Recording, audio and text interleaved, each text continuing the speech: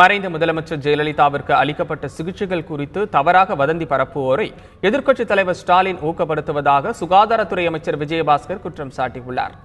உலக சுகாதார நிறுவனத்தின் இந்திய பிரதிநிதி டாக்டர் ஹேம் பெக்டம் மற்றும் இந்திய சுகாதார ஆராய்ச்சி நிறுவன தலைமை இயக்குநர் சௌமியா சுவாமிநாதன் ஆகியோர் இன்று சென்னை எழும்பூரில் உள்ள குழந்தைகள் நல மருத்துவமனையில் அளிக்கப்பட்டு வரும் சிகிச்சைகள் குறித்து ஆய்வு செய்தனர்.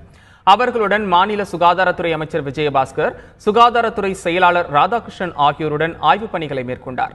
பின்னர் செய்தியாளர்களிடம் பேசிய டாக்டர் ஹேம் பெக்டம், புனே நகரில் தயாரிக்கப்படும் ரூபெல்லா தட்டம்மை தடுப்பூசி உலகத்தரம் வாய்ந்தது என்றும் 100 நாடுகளுக்கு ஏற்றுமதி செய்யப்படுவதால் அது குறித்து அச்சமடைய தேவையில்லை என்றும் கூறினார். பின்னர் செய்தியாளர்களுக்கு பேட்டியளித்த அமைச்சர் விஜயபாஸ்கர், தமிழகத்தில் பன்றிக் காய்ச்சல் கட்டுக்குள் இருப்பதாகவும் அரசு மருத்துவமனைகளில் சிகிச்சைக்கான அனைத்து வசதிகளும் செய்யப்பட்டுள்ளதால் பொதுமக்கள் அச்சமடைய தேவையில்லை என்றும் தெரிவித்தார். மறைந்த முதலமைச்சர் ஜெயலலிதாவிற்கு அளிக்கப்பட்ட சிகிச்சை குறித்த தவறான தகவல் அளித்ததால் ஊட்டச்சத்து நிபுணர் ராமசீதாவை காவல்துறையினர் கைது செய்துள்ளதாகவும் அவருக்கு ஆதரவாக எதிர்க்கட்சித் தலைவர் ஸ்டாலின் பேசுவது ஏன் என்றும் அமைச்சர் விஜயபாஸ்கர் கேள்வி எழுப்பினார்.